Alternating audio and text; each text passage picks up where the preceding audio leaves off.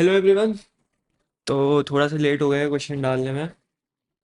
मैंने रिकॉर्ड तो कर दिया था एंड में, बट यूट्यूब ना प्रोसेसिंग बहुत ले लेता है और फिर इसमें थोड़ा मुझे पार्ट भी एडिट करना था।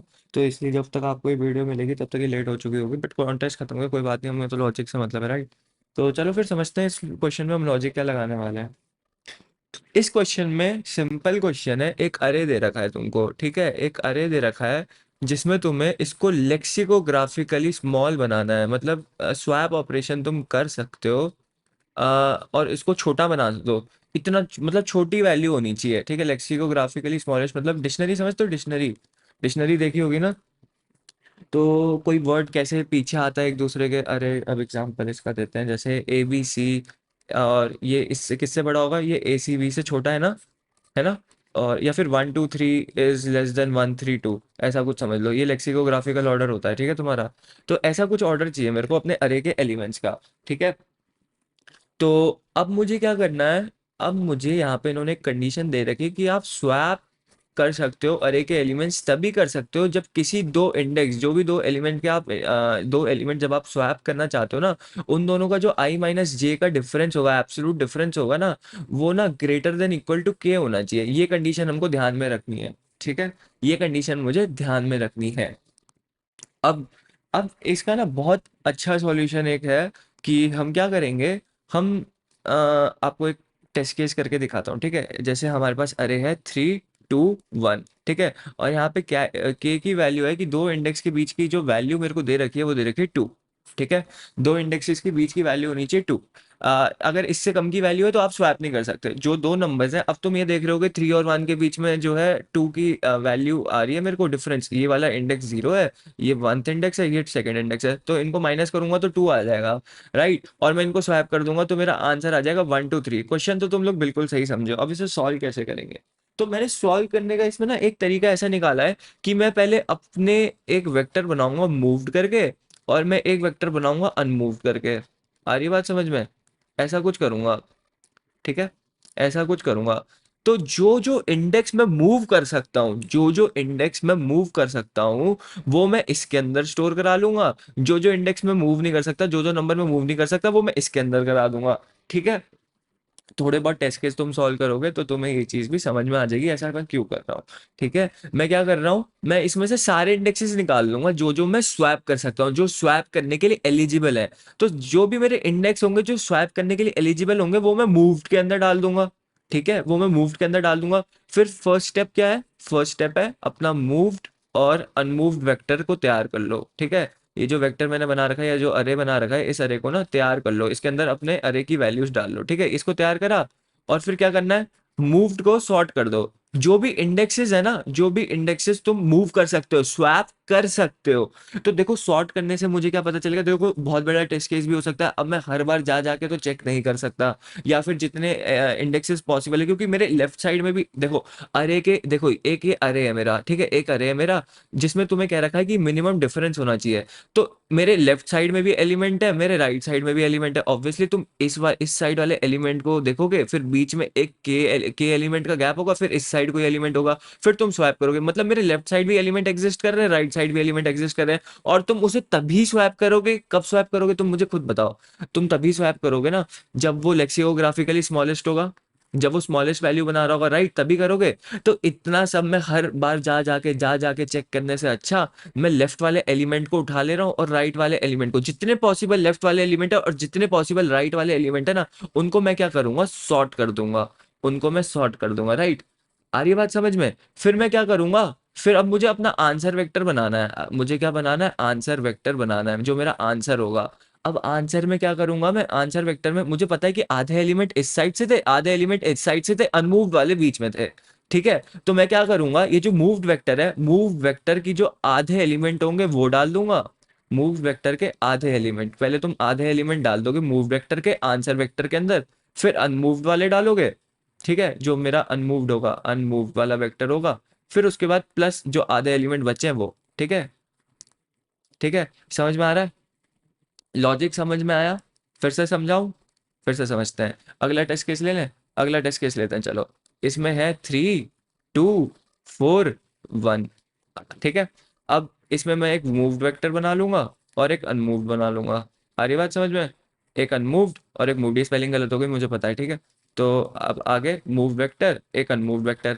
अब मुझे पता है कि मेरा के का साइज कितना है, यहाँ पे मिनिमम साइज कितना होना चाहिए, 3 होना चाहिए, के इज इक्वल टू 3। मतलब जो मेरा आई माइनस जे है, कोई भी दो एलिमेंट जो मैं स्वैप कर सकता हूँ ना, उसका जो मिनिमम डिफरेंस आना चाहिए वो 3 आना चाहिए, ठीक है। तो अब मैं क्या चेक करूंगा, मैं कंडीशन बनाऊंगा।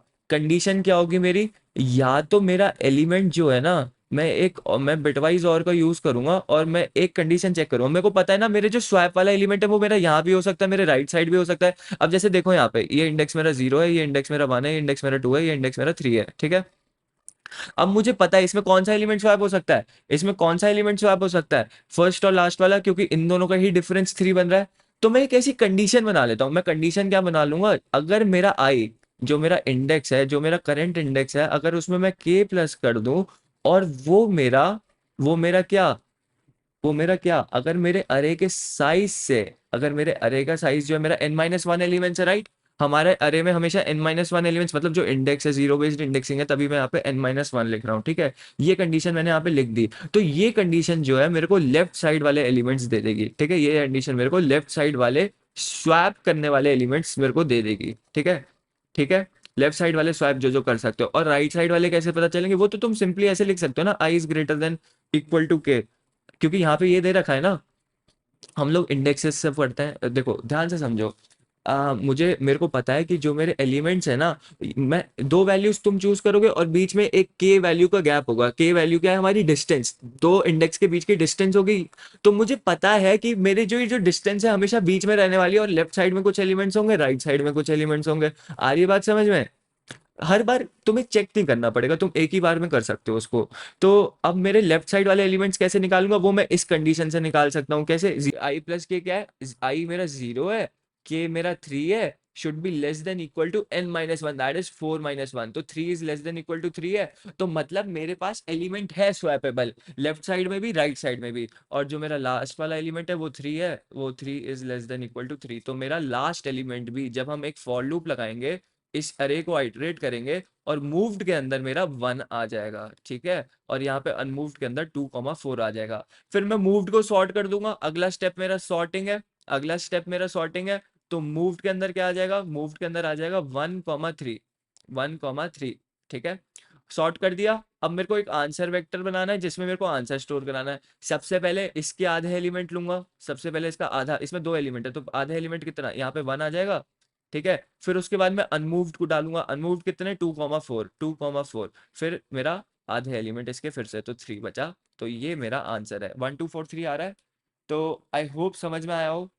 स्टेप्स थे, मूव्ड एलिमेंट्स निकाल लो, मतलब जो तुम स्वैप करने वाले हो ना एलिमेंट्स, वो निकाल लो। उसके लिए मैंने एक ये कंडीशन बना ली, जो मेरे लेफ्ट साइड में स्वैप आने वाले हैं उसके लिए ये कंडीशन हो गई, राइट साइड वालों के लिए ये कंडीशन हो गई। देखो तुम फॉर लूप से ट्रैवर्स करते जा रहे हो, राइट।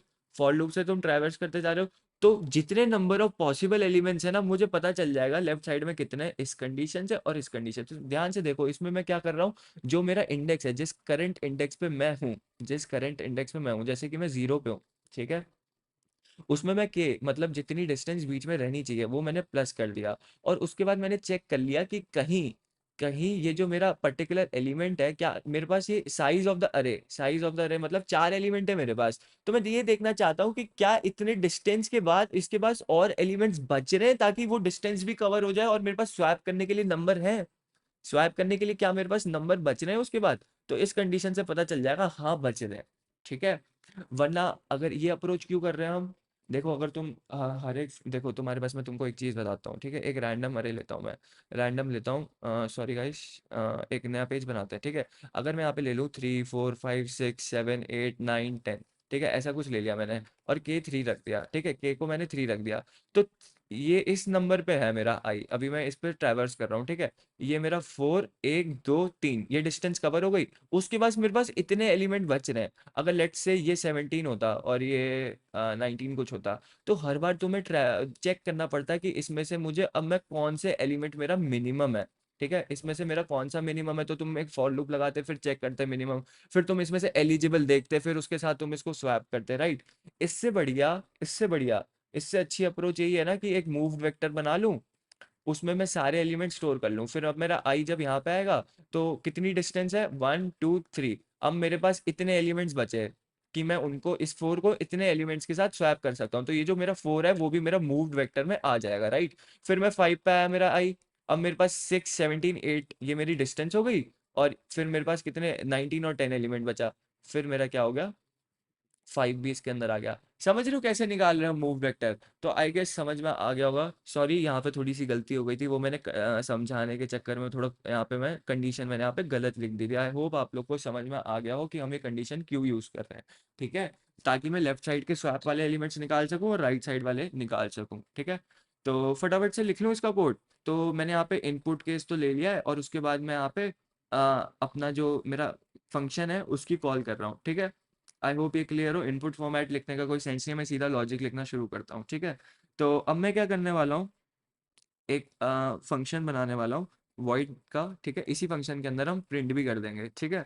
तो मैं यहाँ पे क्या लिखने वाला हूँ, सबसे पहले मैं अपना साइज ले रहा हूँ, फिर उसके बाद मैं मिनिमम डिस्टेंस ले रहा हूँ, फिर उसके बाद मैं एक वेक्टर ले रहा हूँ, ठीक है, इन टाइप का। तो यहाँ पे उसका नाम मैं ए रख देता हूँ, ठीक है। फिर मैं दो वेक्टर बना लेता हूँ फटाफट से। उनका नाम क्या होने वाला है, एक का नाम मैं मूव्ड रख देता हूँ, एक का नाम मैं अनमूव्ड रख देता हूँ, ताकि अच्छे से समझ में आ जाए। फिर एक फॉर लूप लगा लेते हैं फटाफट से, इन वैल्यूज को इनिशियलाइज कर देते हैं, ठीक है। आई लेस देन एन, ठीक है, आई प्लस प्लस। तो अब मैं क्या कर रहा हूँ, अब मैं क्या कर रहा हूँ, अब मैं वही कंडीशन आई प्लस के, अगर मेरे ये एलिजिबल एलिमेंट्स हैं, अगर मेरे पास ये लेफ्ट साइड पे जो एलिमेंट्स हैं ये स्वैप हो सकते हैं, ये स्वैप हो सकते हैं, मुझे कैसे पता चलेगा, मैं अपने जो करंट इंडेक्स पे वो डिस्टेंस को प्लस कर दे रहा हूँ, और मैं चेक कर रहा हूँ कि क्या ये मेरे अरे के साइज से, मतलब जब हम के डिस्टेंस प्लस कर रहे हैं तो मुझे पता चल जाएगा ना। अगर मैं उसको अपने अरे के साइज से कंपेयर करूंगा तो मुझे पता चल जाएगा कि हाँ यार राइट साइड पे भी बहुत सारे एलिमेंट्स बच रहे हैं। लेकिन ऐसा कब नहीं होगा, ऐसा तब नहीं होगा जब हमारे पास एलिमेंट्स बचेंगे नहीं। जब हमारे पास एलिमेंट्स बचेंगे नहीं, अरे के उस साइड पे एलिमेंट्स ही नहीं है, डिस्टेंस ही नहीं बच रहा उतना, तो मैं उसको स्वैप नहीं कर सकता। तो मुझे पता चल जाएगा इस कंडीशन से लेफ्ट साइड वाले एलिमेंट्स। और मुझे इस कंडीशन से पता चल जाएगा अगर मेरा आई इंडेक्स मेरा बड़ा है के से, तो मतलब वो भी मूवेबल है, वो राइट साइड वाले स्वैपेबल्स हो गए, ठीक है, राइट साइड वाले स्वैपेबल्स हो गए। तो अब मैं यहाँ पे क्या करूँगा, इस केस में अगर ऐसा कुछ हो रहा है तो मैं अपने मूव वाले अरे में मैं पुश करना चाहता हूँ इस करंट एलिमेंट को, ठीक है। वरना मैं क्या चाहता हूँ, वरना मैं चाहता हूँ कि मैं अनमूव्ड वाला जो मेरा अनमूव्ड है, अनमूव्ड वाला अरे है उसमें मैं चाहता हूँ ये मेरी करंट वैल्यू आ जाए। आ रही बात समझ में? तो इस फॉर लूप से मैंने अपना मूव्ड और अनमूव्ड तैयार कर लिया। फिर उसके बाद अगला स्टेप क्या था, जो मूव्ड अरे है ना उसको मैं बिगिन से लेके एंड तक मैं सॉर्ट करना चाहता हूँ। अब यहाँ पे हम सॉर्टिंग का लॉजिक नहीं लिख रहे, हम जो हमारे पास इनबिल्ट होता है वही हम यूज कर रहे हैं, ठीक है। इसकी कॉम्प्लेक्सिटी होती है ओ एन लॉग एन। आ रही बात समझ में?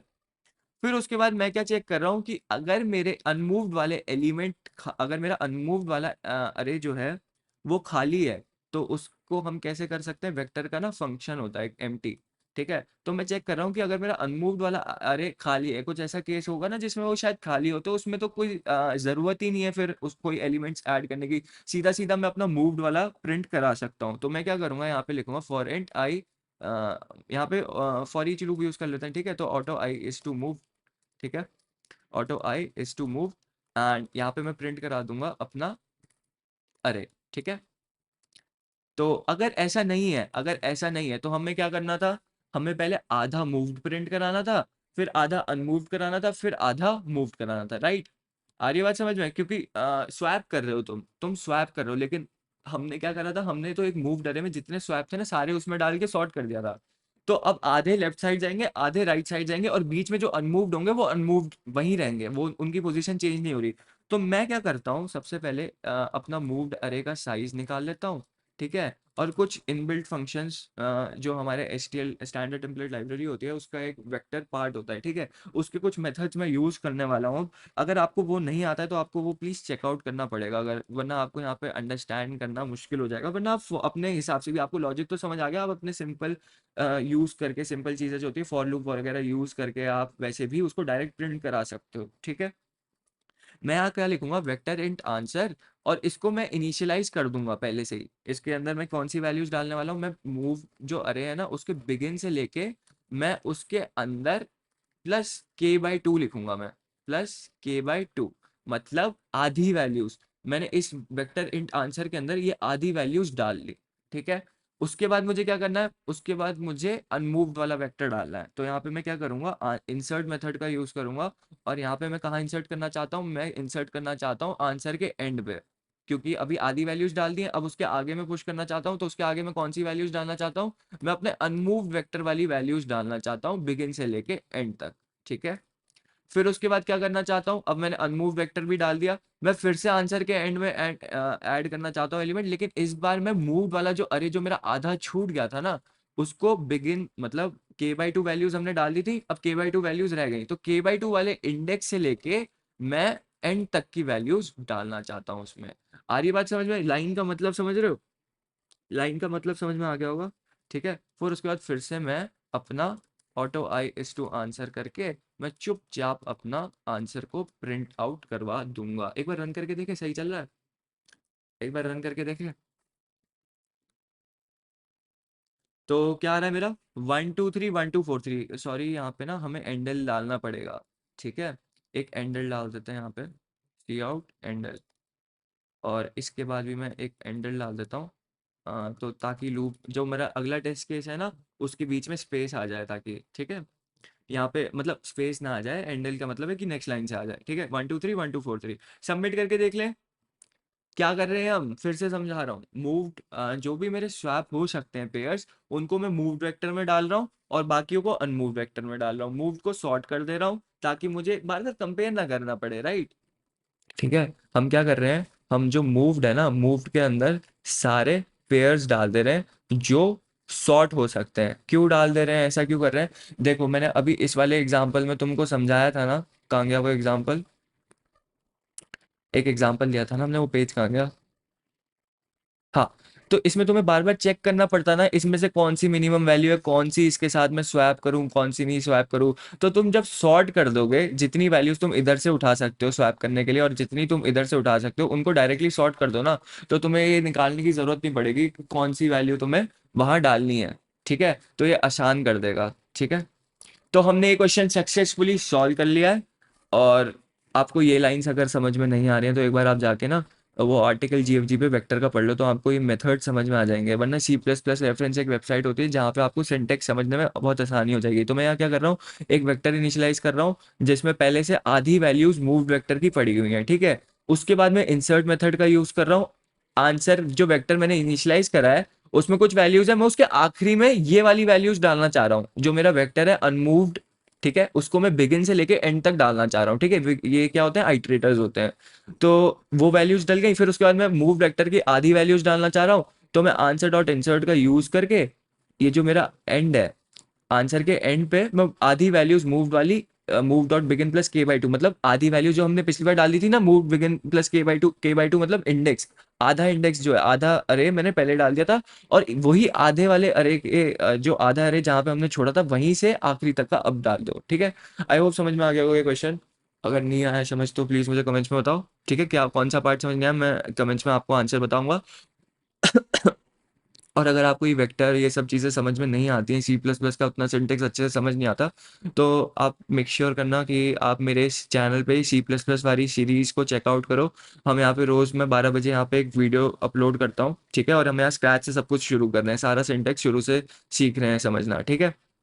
और मैंने वेब डेवलपमेंट, अगर आपको वेब डेवलपमेंट में इंटरेस्ट है तो आप ये वेब डेवलपमेंट वाली सीरीज भी चेकआउट कर सकते हो, ठीक है। यहाँ पे हम HTML खत्म करने वाले हैं, और यहाँ पे पूरा मर्ज स्टैक पढ़ने वाले हैं, मोंगोडीबी, रिएक्ट, नोड जेएस बहुत अच्छे से, और बहुत सारे अमेजिंग प्रोजेक्ट्स भी बनाने वाले हैं, ठीक है। तो मेक श्योर करना कि आप ये दो सीरीज चेकआउट करो। सो थैंक यू गाइस, मिलते हैं अगले